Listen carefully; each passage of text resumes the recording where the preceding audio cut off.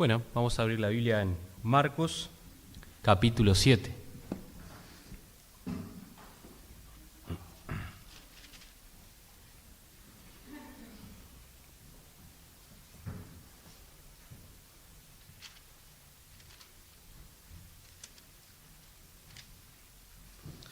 Veníamos de un capítulo, el 6, en el que se ven muchas señales que Jesús hace, muchos milagros, y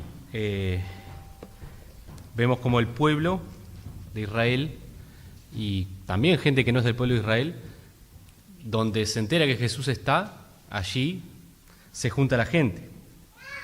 Sí, cada vez Jesús se hacía más popular entre las personas, debido a los milagros que él hacía.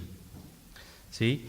Y eso va generando un conflicto cada vez más ascendente con las autoridades de Israel.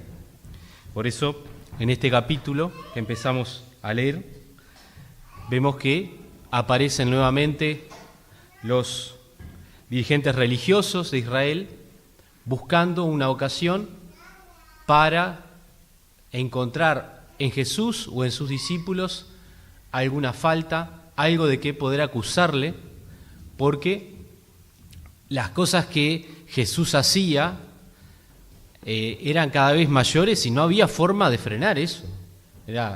Se estaba generando una avalancha de cosas que no había forma ya de negarla, de detenerla. ¿Sí?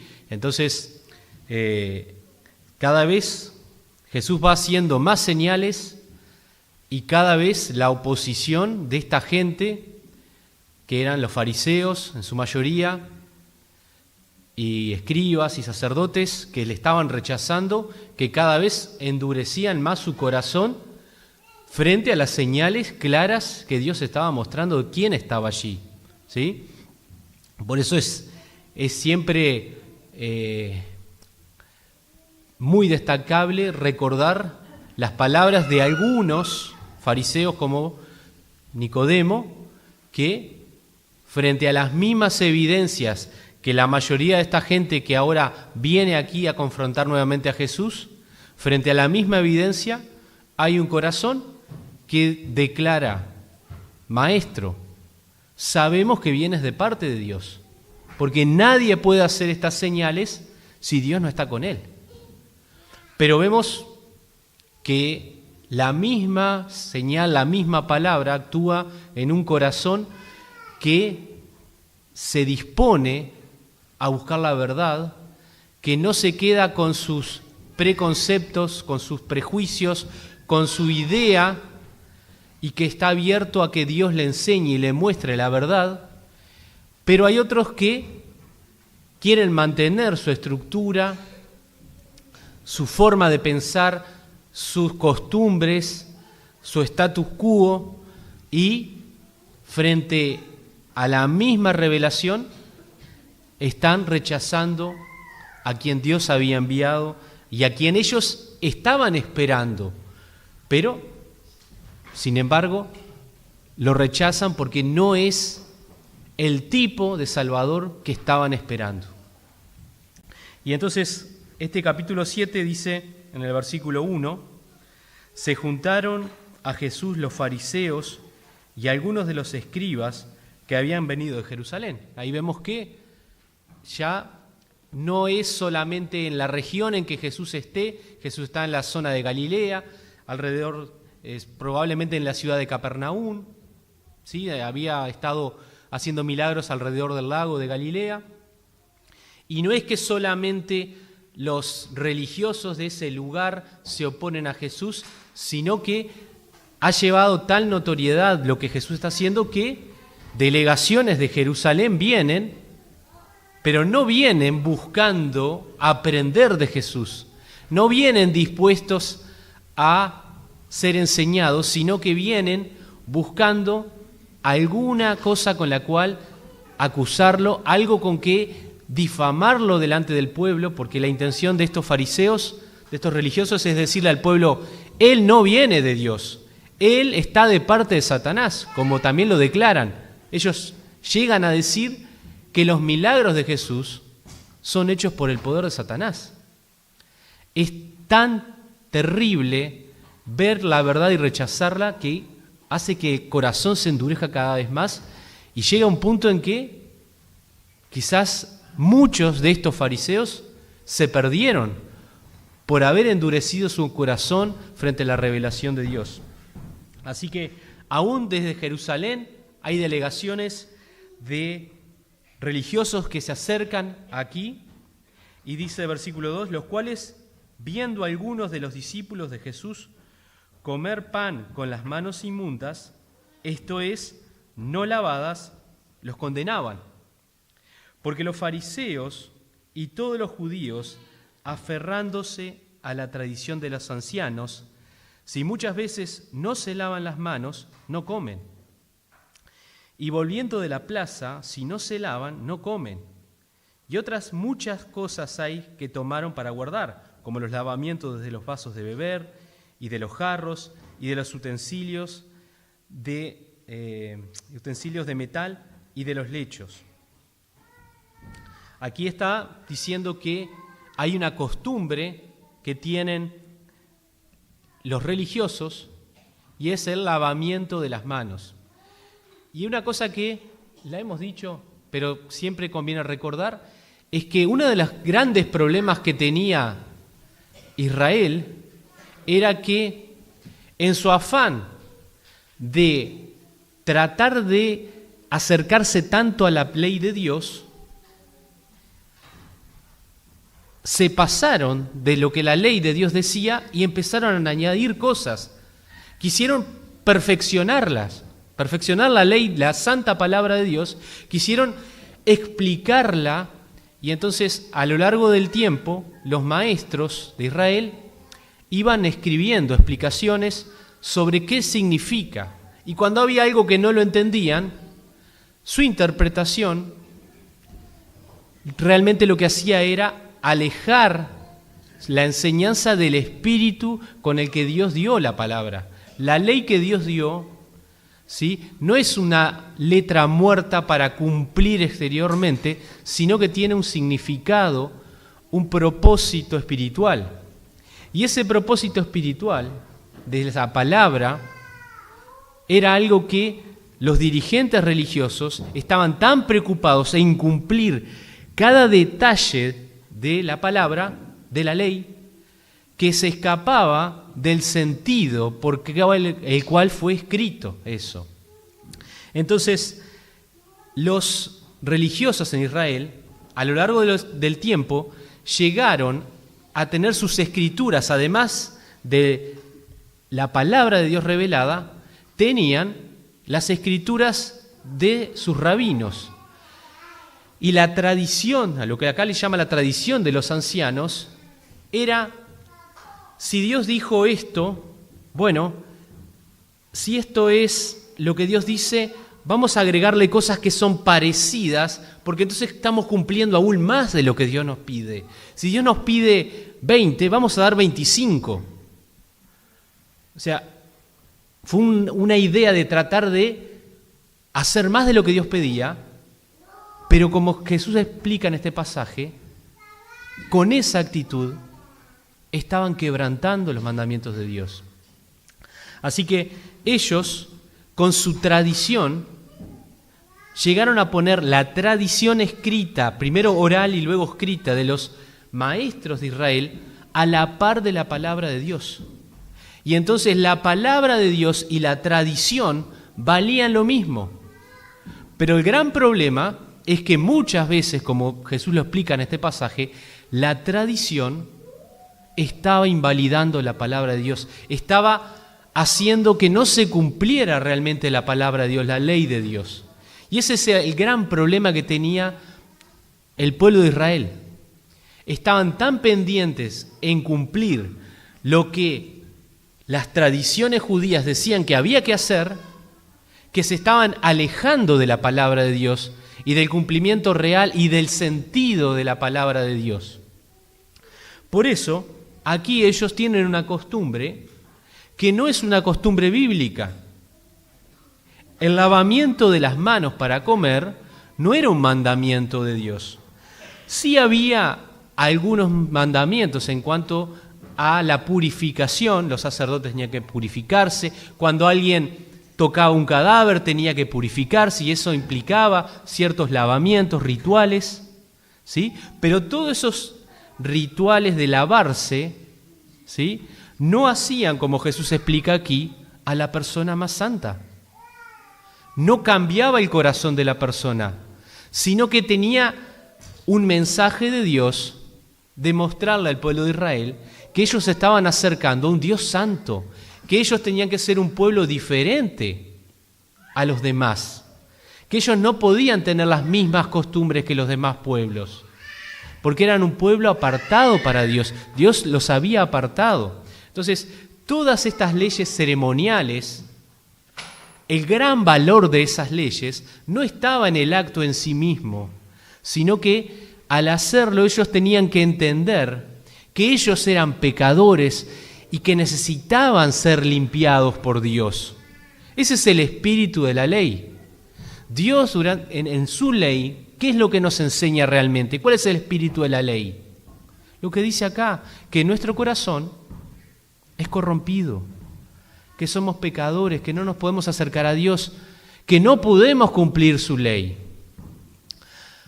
Ahora ellos, en su afán de ser tan meticulosos, fueron agregando cosas. Y entonces aquí agregaron una costumbre que era que tenían que lavarse las manos antes de comer. Ahora, el tema no es que era algo de higiene, ¿sí?, porque todos entendemos que es bueno lavarnos las manos antes de comer.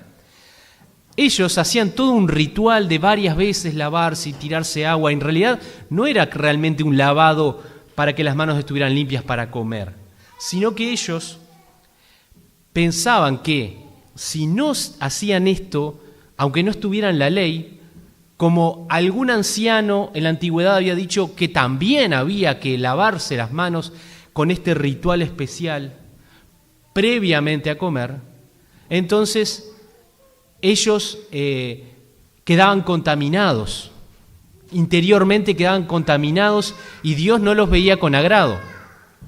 Se cuenta que hubo un maestro en Israel que estuvo preso en un momento y le daban comida y poca agua, y dice que él prefería usar la poca agua que tenía para lavarse las manos antes de comer que tomar esa agua.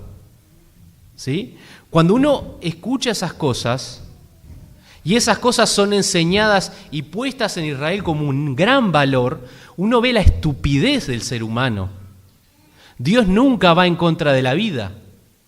Dios no pone sus leyes en contra de la vida. El agua, antes que para lavarse, es para tomar. Y es una necesidad.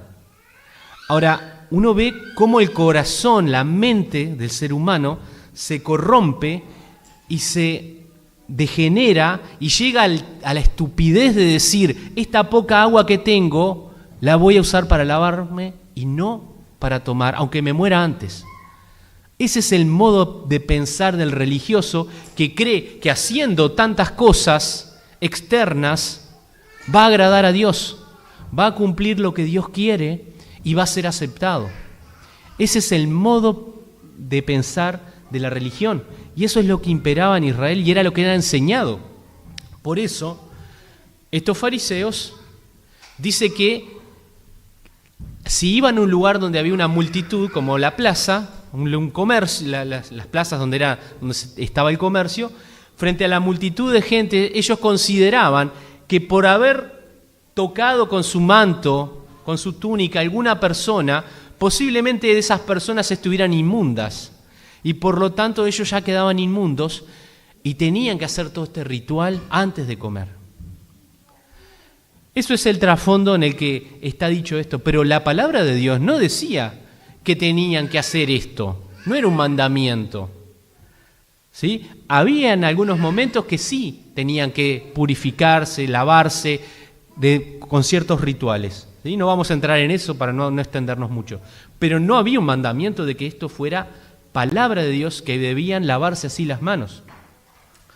Pero ellos tenían esta costumbre y entonces Por eso vienen en estos versículos y versículo 5 le dice, le preguntaron pues los fariseos y los escribas, ¿por qué tus discípulos no andan conforme a la tradición de los ancianos, sino que comen pan con manos inmundas? Así que los fariseos vienen y lo que observan es que los discípulos de Jesús no cumplen con las tradiciones de los ancianos. Y por lo tanto para ellos están quebrantando la ley de Dios, están deshonrando a Dios y entonces los acusan. Y es interesante de que la acusación es justamente lo que dice acá. Los acusan de romper la tradición de los ancianos. No los acusan de quebrantar la ley. ¿Sí? Y eso es muy importante, porque estaban quebrantando una tradición. Y Jesús no vino a este mundo a continuar con las tradiciones, sino que vino a morir por nosotros en la cruz y también a enseñar el correcto significado de su palabra. Todo lo que él había dicho en la antigüedad lo fue explicando mientras estuvo en la tierra. Y él estaba enseñando a sus discípulos. Por lo tanto, sus discípulos estaban aprendiendo que muchas de las costumbres que tenían en Israel eran solo pesadas cargas que hacían que el pueblo estuviera constantemente con miedo de si hice esto, si hice lo otro, si no lo hice. Y si logré hacer muchas cosas, entonces estoy bien con Dios.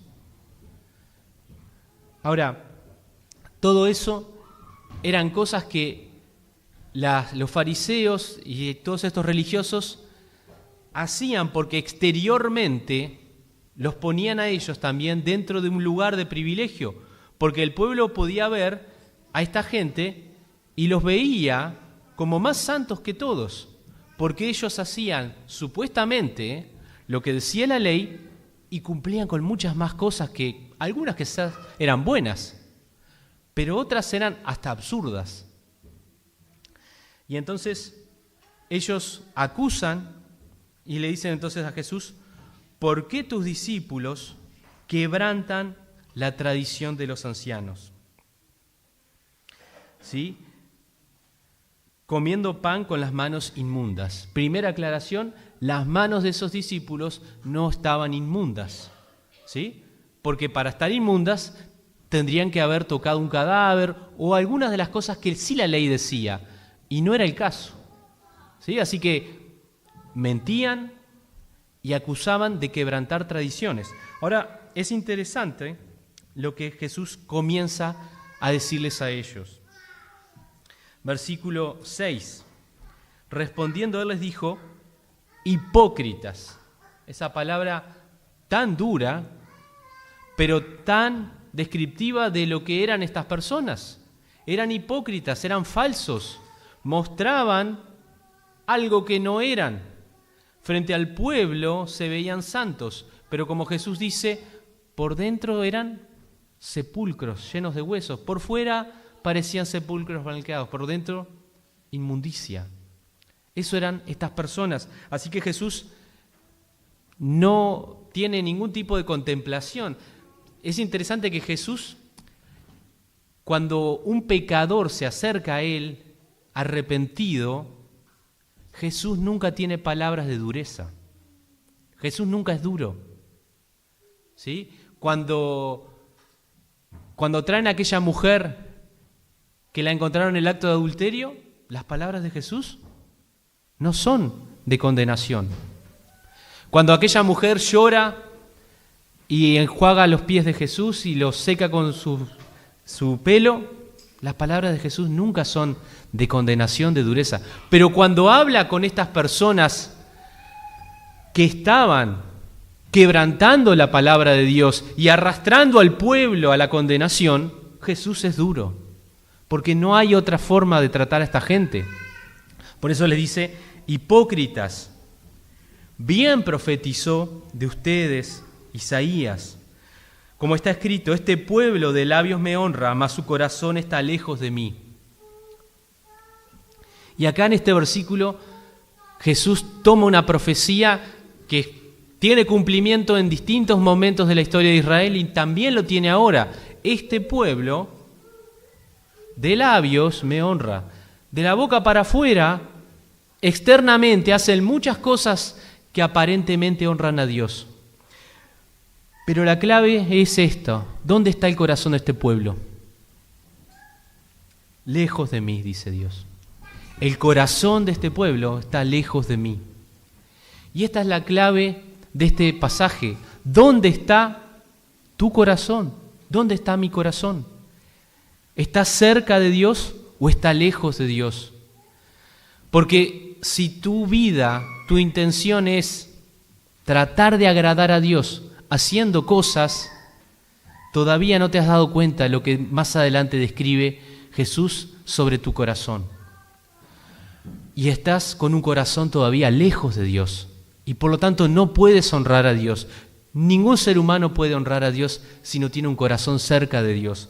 Y este pueblo y estos fariseos eran hipócritas. De la boca para afuera honraban, pero su corazón estaba lejos de Dios. Realmente no amaban a Dios. Y Jesús muestra el contraste, ¿no? Le dice: pues en vano me honran enseñando como doctrinas mandamientos de hombres. Ustedes, en vez de enseñar lo que dice la palabra de Dios, enseñan más los mandamientos, las costumbres, que lo que Dios dijo. Ustedes deberían enseñar la palabra de Dios fielmente y están enseñando mandamientos de hombre y están alejando al pueblo de Dios. Están haciendo que no solamente el corazón de ustedes siga lejos y endurecido, sino que están alejando al pueblo de Dios. Por eso son hipócritas. Porque dejando el mandamiento de Dios, se aferran a la tradición de los hombres. Y todavía esto es más grave. No es que van juntas, porque no pueden ir juntas la tradición de los hombres y la palabra de Dios. No son dos vías del tren, no van paralelas. La tradición de los hombres no es palabra de Dios, no tiene ningún valor. Solo la palabra de Dios es eterna y tiene valor. Y ustedes dejan la palabra de Dios y siguen la tradición de los hombres. Es muy grave la acusación de Jesús, pero es tan real de lo que estaba sucediendo en aquella época.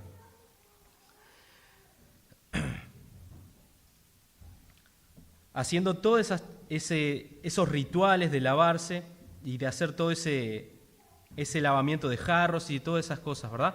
Y les decía, versículo 9, bien invalidáis el mandamiento de Dios para guardar vuestra tradición. Al guardar la tradición, invalidan la ley. Al guardar la tradición, rechazan la palabra de Dios.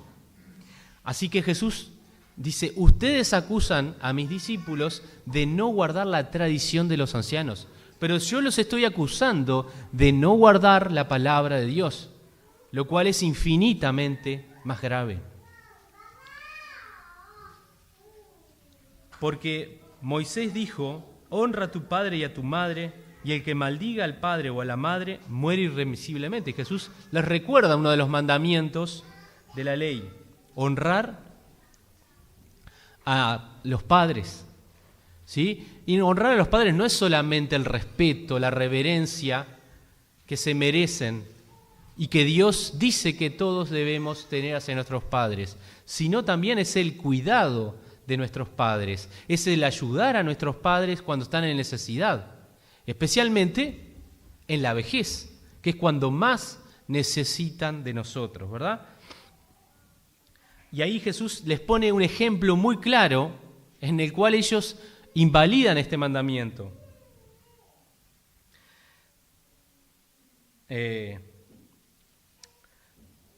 Versículo 10 leemos de vuelta, dice, porque Moisés dijo, honra a tu padre y a tu madre, y el que maldiga al padre o a la madre muere irremisiblemente. Y Jesús le está dando a entender, ustedes con su actitud, con lo que va a describir ahora, les cabe esto. Ustedes están maldiciendo a sus padres. ¿Y qué es lo que les cabe como castigo? la muerte. Dice, pero vosotros decís, versículo 11, basta que diga un hombre al padre o a la madre, es corbán, que quiere decir mi ofrenda a Dios, todo aquello con que puedo ayudarte, y no le dejáis hacer más por su padre o por su madre, invalidando la palabra de Dios con vuestra tradición que habéis transmitido, y muchas cosas hacéis semejantes a estas. Jesús solo les pone un ejemplo, les dice, la ley es muy clara, honra a tu padre y a tu madre, pero ustedes con su tradición dicen y enseñan que un hombre, una mujer puede decirle a su padre o a su madre, no te puedo ayudar. ¿Por qué? Porque todo lo que yo tengo que te podría ayudar, yo hice un juramento de que eso va a ser ofrendado a Dios. ¿Sí? O sea que la situación es esta, padre o madre en necesidad, ¿verdad? Y más en aquella época que no había seguridad social, no había nada, ¿no? Nuestra seguridad social no es muy buena, pero hay algo, por lo menos. Pero en aquella época no existía nada de esto, ¿sí? Por eso el mandamiento de Dios era muy claro. Honrar era también sostener a los padres. Así que un padre o una madre frente a una necesidad viene y le dice, preciso tu ayuda. Y estos hipócritas enseñaban que uno podía decirle, me encantaría poderte ayudar, pero sabes que ya hice un compromiso con Dios. Y todo lo que yo tengo que te podría ayudar, ya lo tengo ofrendado a Dios. Así que no tengo nada que te pueda dar. Ya diciendo la palabra corbán, esa palabra era mágica. Ellos con eso se veían exentos de ayudar a sus padres. Ahora, ¿qué pasa? Ellos no es que decían eso y entonces calculaban, a ver, tienes, no sé, 60 años, vas a vivir capaz que 20 años más, 30, así que sería de acá al final de tu vida, tendría que ayudarte con tanto dinero, así que voy y ya ofrendo eso. Ofrendé eso, me quedé sin el dinero que tenía para ayudarte. No, ni siquiera hacían eso. Ellos decían, bueno, en realidad, como todavía está vivo, no puedo calcular con cuánto te tengo que ayudar. Así que voy a tener que esperar hasta tu muerte para saber el cálculo real, ¿no? Entonces, no es que voy ahora y ofrendo, no sé, iban al templo y ponían 10 denarios, 100 denarios. No. No sé, o que uno dijera, bueno, voy a ofrendar 5,000 pesos, $1,000. No era eso. Ellos no iban y ofrendaban, sino que se deslindaban de ayudar a sus padres porque en algún momento iban a hacer esa ofrenda. Ahora, mientras, ¿quién administraba ese dinero? Ellos mismos. Ellos mismos seguían con esa plata. Sus padres pasando necesidad y ellos cuidando su platita, disfrutándola y después, quién sabe qué cálculo harían algún día y qué ofrendarían si ofrendaban algo, ¿no? Entonces, Jesús le dice, ustedes hacen esto. Ustedes llegan a poner tradiciones tan absurdas, tan malvadas, tan perversas, que impiden que una persona cuide de sus padres, solamente por decir es corbán. Y uno ve aquí la degradación de lo que es la religión. La religión no te acerca a Dios. La religión te lleva a cosas tan absurdas como negar la ayuda a quienes más deberías ayudar, que son tu familia. Cuando Dios es muy claro, honra a tu padre o a tu madre, y el que maldiga, y hacer esto era una forma de maldecir a los padres, muere irremisiblemente. La ley es clarísima. Pero la tradición de los ancianos quebrantaba totalmente de la ley de Dios. Así que ellos tenían un manto de aparente santidad, de ser muy rigurosos y cuidadosos en muchas cosas para que los demás lo vieran y dijeran, wow, qué gente, qué ejemplo, ¿quién pudiera ser como ellos, no? Jesús dice que ellos hacían oraciones en las plazas, en alta voz, para que la gente los aplaudiera. Bueno, Jesús, ya tuvieron su recompensa. Esa es la recompensa. Su corazón está lejos de Dios y su destino eterno es el infierno. ¡Qué terrible! Ese es el gran engaño de Satanás. Aprovechar que el ser humano de por sí es religioso y apartarlo de la verdad de Dios para que no se pueda acercar a la salvación y al perdón de Dios. Y esto es lo que Jesús los acusa y le dice, ustedes son hipócritas. Dicen que quebrantan una tradición y ustedes quebrantan la ley. Y acá les pone solo un ejemplo. Dice, y muchas cosas hacéis semejantes a estas. Así que Jesús solo les pone un ejemplo y ahí vemos que luego, los versículos que siguen, Jesús empieza a hablar a la multitud. Eso quiere decir que como muchas veces en los relatos de los evangelios, cuando viene este enfrentamiento entre los religiosos y Jesús, Jesús se planta en la palabra de Dios y les dice lo que dice la palabra de Dios y expone lo que hay en el corazón de estas personas perversas que están lejos de Dios y que no se quieren arrepentir, que no quieren reconocer su miseria delante de Dios, su pecado. Así que seguramente, enojados, se habrán ido a reunirse nuevamente y buscar una nueva estrategia. ¿Qué haremos? ¿Sí? Vamos a planificar de vuelta. Por acá no funcionó. Tenemos que nuevamente tratar de atacar a Jesús de alguna manera. Y Jesús dice, llamando así a toda la multitud, les dijo, oídme todos y entended. Y acá Jesús enseña realmente la condición del ser humano. Nada hay fuera del hombre que entre en él que le pueda contaminar, pero lo que sale de él es lo que lo contamina al hombre. Si alguno tiene oídos para oír, oiga. Jesús entonces les dice, entiendan que ese alimento que estos fariseos dicen que contamina al hombre, no lo contamina. Nada de lo externo que uno coma puede contaminar nuestra condición espiritual, nuestro corazón.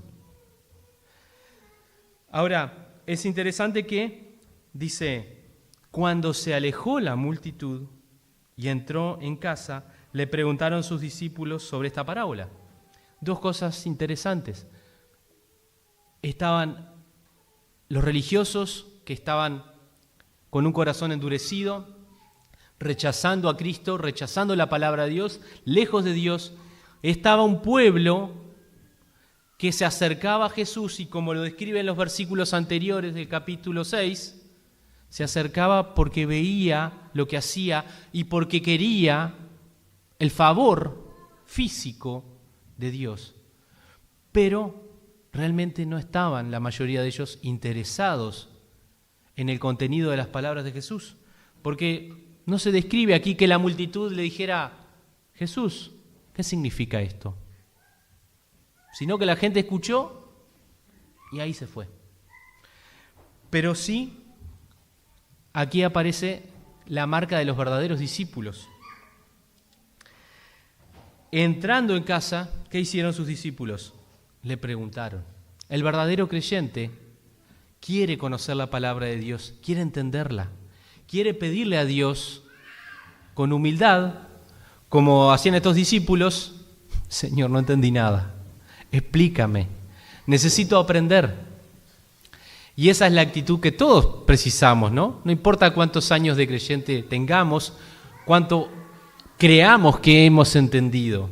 Todos necesitamos acercarnos a la palabra de Dios así.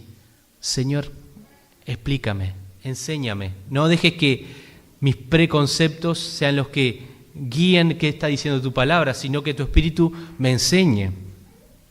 Y Jesús les dice, ¿también vosotros estáis sin entendimiento?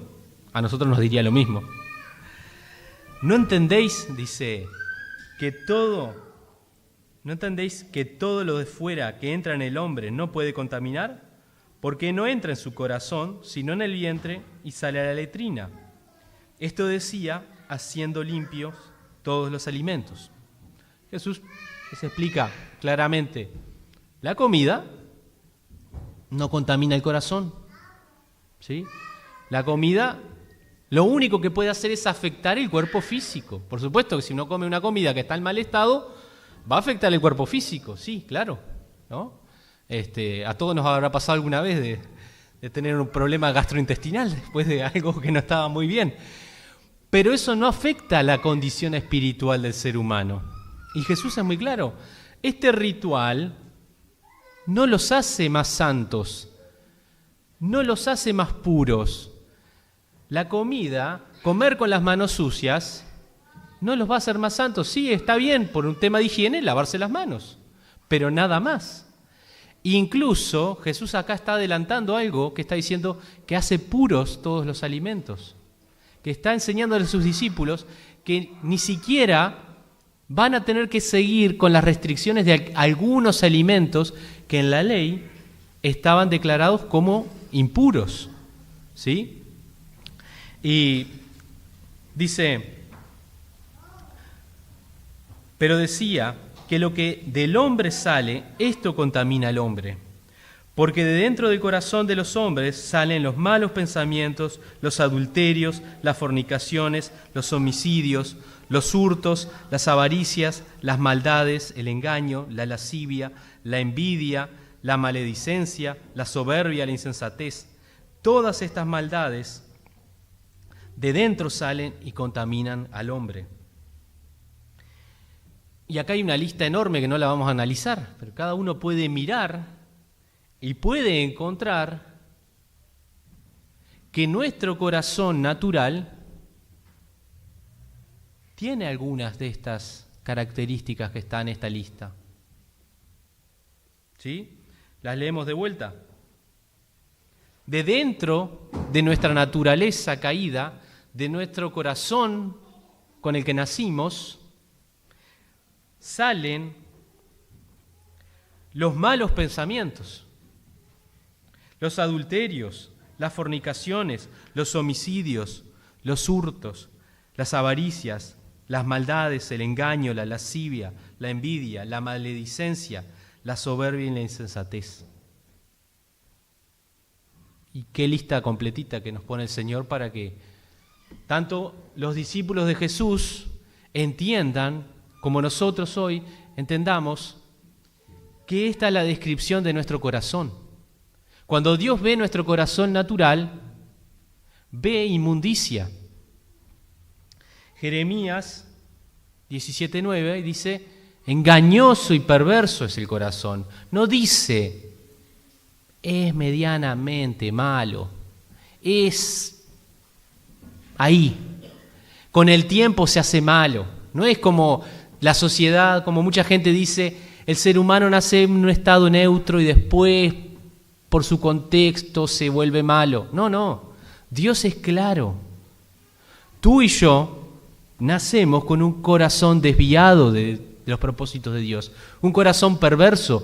Un corazón que desea lo malo, que quiere hacer lo malo, que desagrada totalmente a Dios. Dice Dios que aún nuestros mayores actos de justicia es un trapo inmundo delante de Dios. Dios te ve y me ve y nos ve naturalmente con este corazón podrido que no tiene remedio. No hay forma de lavarlo exteriormente ni interiormente. Ese corazón corrompido y podrido, perverso, solo tiene que morir. Y todos necesitamos entender que ese corazón nos condena, porque así nacemos, y ese corazón es el mismo corazón de aquellos fariseos que se había endurecido tanto, que tenía estas características, que también tenía estas características, pero que frente a todo ese muro de fachadas, de cosas que hacían exteriormente, se veían como santos y se justificaban a sí mismos, pero dentro sabían que eran tan corruptos y pecadores, que tenían pensamientos terribles y que veían a Jesús hacer y hablar y tener una humildad y un amor hacia los que ellos despreciaban, que les saltaba a los ojos, les mostraba lo malo que eran, pero no querían arrepentirse. Endurecían su corazón y querían destruir a Jesús. Mientras veían el contraste de sus vidas con la vida de Jesús, rechazaban a Jesús. Ahora, tú, yo, vemos lo que es la vida de Jesús, ese amor de Dios que ama aún a nosotros que tenemos un corazón, como dice acá, perverso, que no merece el favor de Dios, que no merece el amor de Dios. Y Dios nos ama. De tal manera, dice, amó Dios al mundo, que dio a su Hijo unigénito para salvarnos, para que ninguno de nosotros se pierda. Ese es el amor de Dios. Dios no es como aquellas personas que miraban a los demás con desprecio y se creían buenos y despreciaban a los demás. Dios nos ve a todos en la misma condición, perdidos, separados de Él, y nos ama eternamente y quiere nuestra salvación, quiere tu perdón. Por eso vino a este mundo. Por eso este Jesús que está diciendo estas palabras, un año después iba a ir a Jerusalén, iba a dejar que lo tomaran prisionero y que lo clavaran en una cruz. Porque era la única forma en que tus pecados y mis pecados fueran limpiados. El castigo que tú y yo merecemos, alguien tenía que pagarlo. Si lo pagas tú, lo pagas en el infierno eternamente. Si lo pago yo, lo pago ahí. Pero es eternamente. Solo un ser infinitamente santo como Dios, al hacerse hombre, pudo pagar ese castigo infinito que tú y yo merecíamos. Y lo hizo en la cruz. Por eso, todos tenemos que entender que Jesús nos está diciendo que nuestro corazón natural es perverso y que todos necesitamos nacer de nuevo, necesitamos un nuevo corazón, que es el que Jesús nos da cuando nos hace nacer a la vida espiritual, a esa nueva creación que Él hace. Él hace una nueva persona de nosotros cuando delante de Dios nos reconocemos culpables de esta lista y vamos a pedir misericordia a Dios, porque Él la quiere dar. Todo el orgullo tenemos que dejarlo de lado, no hay nada que podamos hacer, solo podemos ir a Cristo y decirle, quiero que tu gracia me perdone, quiero ese perdón, quiero esa nueva vida. Entiendo que esta porquería que yo soy te llevó a esa cruz, por eso no quiero seguir viviendo bajo esa condición de este corazón pecador, perdido, perverso, sino que quiero empezar a vivir una nueva vida, que es la que tú puedes darme. Y eso es la voluntad de Dios para cada uno de nosotros. Y luego que hemos creído y tenemos esta nueva naturaleza, Dios quiere que alimentemos esa nueva vida y que tenemos que cuidar, ¿verdad? Dice Proverbios 4:23, sobre toda cosa guardada, guarda tu corazón, porque de él sale la vida. Dios nos enseña a que debemos procurar cada día de nuestras vidas, recordar que si vivimos bajo la condición de nuestra tendencia natural, solo va a salir lo que sale de la boca y de las acciones de ese corazón. Toda esta lista de cosas terribles por las cuales Cristo tuvo que morir en la cruz. Pero Él quiere que nosotros hagamos las palabras de David en el Salmo 51, versículo 10, crea en mí, oh Dios, un corazón limpio y renueva un espíritu recto dentro de mí. Pero cada día tenemos que venir a Dios y decirle, yo sé que eso es lo que yo era, terrible, no hay nada bueno en mí. Si hay algo bueno hoy, es gracias a lo que tú estás haciendo. Y te pido que me ayudes a vivir así. Porque dentro mío también está el deseo de seguir haciendo eso malo.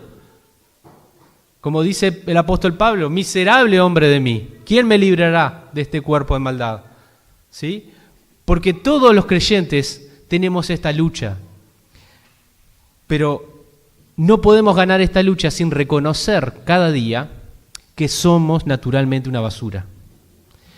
Y que sin la gracia de Dios, sin el poder de Dios actuando en nosotros, por medio de esa renovación de nuestro entendimiento que Dios quiere hacer por su palabra, sin ese actuar de Dios, lo que va a salir de nosotros es lo que sale de la vieja naturaleza.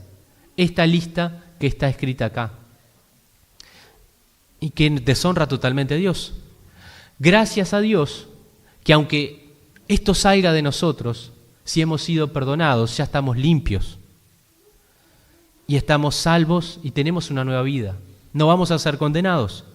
Pero el propósito de Dios es que ahora vivamos por este nuevo principio de vida que es el que Dios nos da. Y esa es la lucha de cada día, esa es mi lucha y debe ser la de cada uno de nosotros. Pero está bueno que reconozcamos que muchas veces fracasamos y que no pongamos delante de nosotros un muro de falsa espiritualidad, de una santidad enorme, como que todo esto no nos pasa. No salen ya pensamientos malos dentro de nosotros. No salen palabras deshonestas. No, salen sí. Y está bueno que cada uno de nosotros sepa que cada uno de nosotros somos débiles, ¿sí? No hay un supercristiano. No hay. Hay cristianos, hay buenos cristianos que son los que se reconocen así y luchan cada día, pero que van a caer 1000 veces, ¿verdad? Pero 1000 veces cae el justo y Dios lo levanta, porque esa es la gracia de Dios. Así que qué bueno es que, aunque van a seguir entre nosotros saliendo de nuestra boca, de nuestras acciones, cosas como estas, no nos asustemos, no nos alarmemos cuando veamos entre nosotros estas cosas, sino que, ¿qué tenemos que hacer?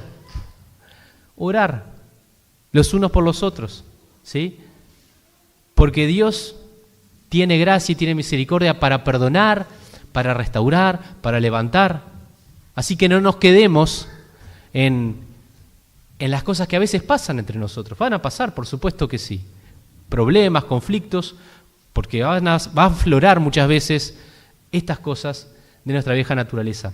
Pero Dios quiere que recordemos que eso tan feo que veo en mi hermano, en mi hermana, también está en este corazón podrido, que Dios tuvo que morir por mí en esa cruz, y que el mismo perdón que da a él me lo da a mí, así que yo también tengo que perdonar, tengo que orar por mi salud espiritual y por la de mis hermanos.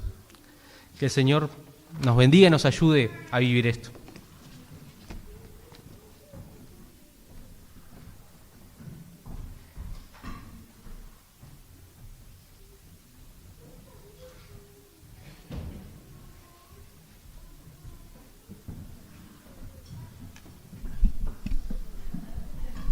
Oramos. Te agradecemos, Padre, porque tú sos el único camino, Señor. Gracias porque tú ya lo hiciste todo en la cruz, Señor, y nosotros no hay nada que podamos hacer para llegar a ti, Señor. Ayúdanos a entender esa verdad, Señor. Gracias porque te podemos conocer y si hay alguien aquí que no te conoce, que lo pueda hacer, Padre. Gracias porque tú sos bueno con nosotros, Señor, y tu misericordia cada día se renueva, a pesar de nosotros ser tan pecadores. En tu nombre, amén. Recordamos los horarios de las reuniones. Los martes hora 20, la reunión de oración. Viernes hora 20, estudio bíblico.